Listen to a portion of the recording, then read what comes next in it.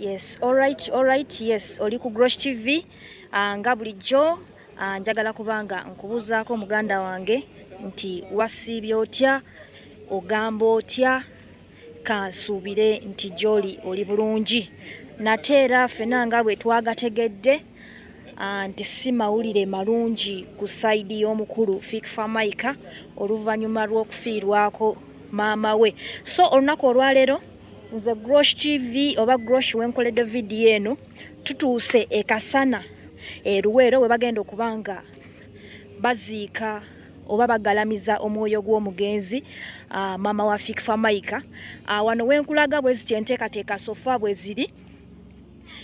Gwe wenna agenda okubanga weetaba mu kuziika bw'otuuka e Kasana Luweero waliwo ekikubo oba otyamira ku St. Jude n'oyingirako munda era ebitooke oba obiraba ojja kubanga osobola okubanga otuuka bajja kuba bakulagirira olabe wetuli. Sofa Mighty ekyali mu kibuga naye nga eri mu kkubo ejja, embeera bweti bweri. Abantu batuuse dda, embeera bweti bweri. Akakuba katutataaganyizaamuko naye embeera bweti bweri. Tuli Kasana Luweero. So gwe wenna ali ku Grosh TV nja kusaba vidiyo eno ogiwe ka like, ogende ne wansi awo obeere nga osubscribinga vidiyo eno esobole okubanga etuuka ku muntu omulala. Kankulambuze nkulage enteekateeka nga we ziri. Tuli Kasana Luweero we bagenda okubanga bagalamiza omwoyo gw'omukyala oba maama wa Fikfa Maika. Ndowooza enteekateeka zonna oziraba nga bwe ziri, buli kimu okiraba. Abateekateeka emmere ey'okulya ndowooza obalaba, buli kimu kigendera ddala mu maaso. Embeera bweti weeri wano emaka we bagenda okubanga bagalamiza. Enteekateeka zonna oziraba. Oli ku Grosh TV. Tuli Kasana Luweero ku kyalo ekimanyiddwa nga Bunyiika. Yes, bw'otuuka e Kasana Luweero ku stage okyamira ku kikubo awali essomero lye bayita St. Jude oba otuuka bulambalamba ku kyalo kye bayita Bunyiika we tuli. So gwe wenna ali ku Grosh TV embeera bweti bweri.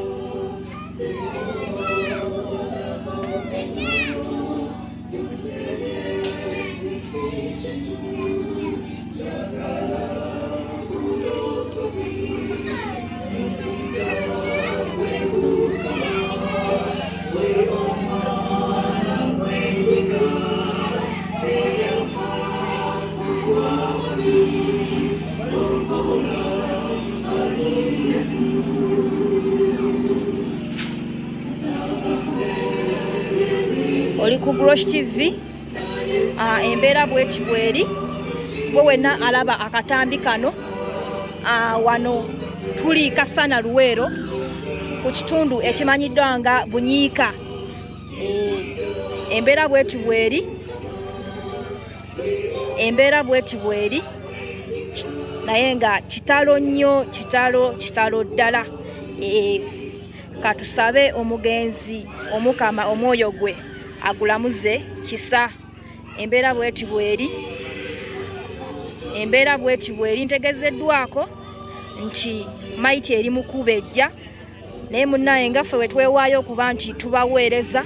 Enkoko twagikutte mumwa, twatuuse dda ku kitundu era nga enteekateeka bwe ziti bwe ziri. Abatuuze bo basazeeko dda. Obudde tebubadde bulungi, akubako kafuuyiriramuko naye tekiyinza gaana mbeera kulaba nti egenda mu maaso.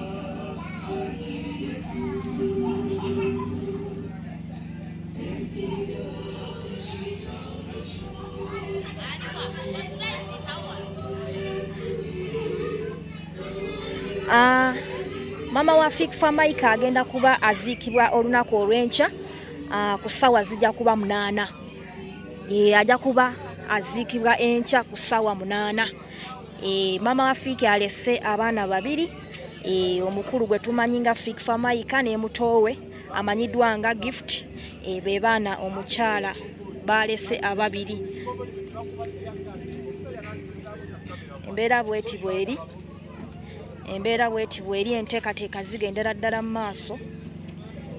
Embeera bweti bweri, ali ku Grosh TV. Embeera bweti bweri. Subscribinga, likinga, ngenda kuba nkuwa updates paka olunaku olw'enkya nga omukyala ono ateekeddwa mu nnyumba ye ey'olubeerera.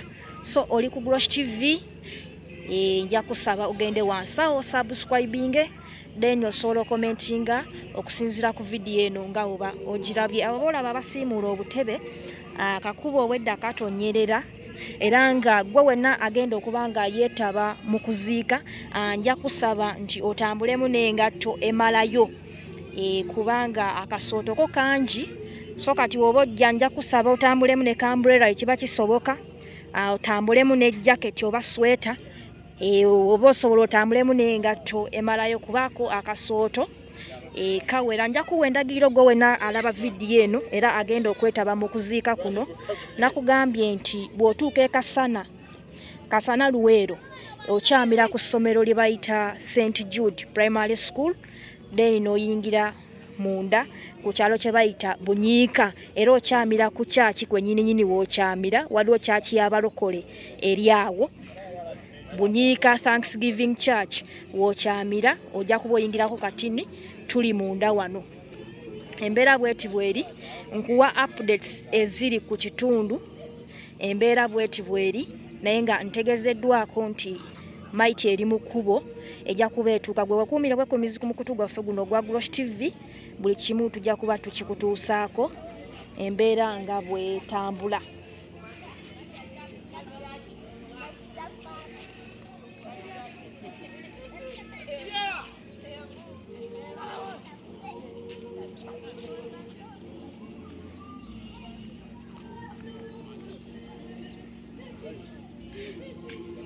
Wekuumire bwekuumizi ku Grosh TV, buli kimu ngenda kuba nkikuwa, kuba kamera zaffe zaatuuseeyo dda okulaba nti baganda baffe abasigaddeyo oba batagenda kubanga basobola okubanga bajja olunaku olwaleero n'enkya, tubawa updates basobola okubanga nabo beetaba mu kuwerekera omwagalwa w'abangi, omukyala maama wa Fikfa Maika. Yes, Grosh TV, embeera bweti bweri, updates zonna nja kuba nzikuwa. Gwe subscribinga ku mukutu gwaffe, onyige ka notification bell ako, buli kimu ojja kuba nga okifuna.